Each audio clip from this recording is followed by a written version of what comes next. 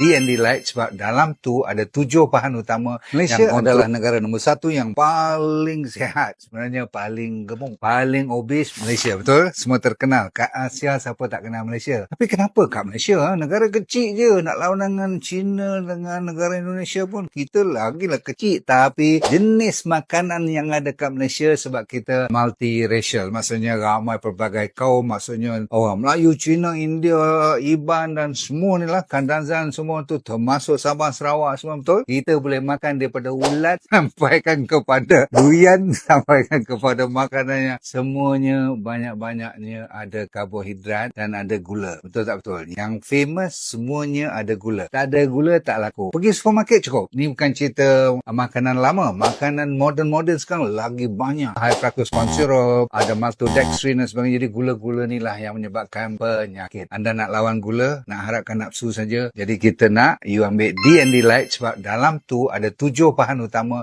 yang kontrol nafsu, kontrol selera makan, kontrol lapar dan memperlahankan digestion supaya you tak cepat gemuk ataupun you kurangkan you punya nafsu nak makan gula. Jangan lupa D&D Light.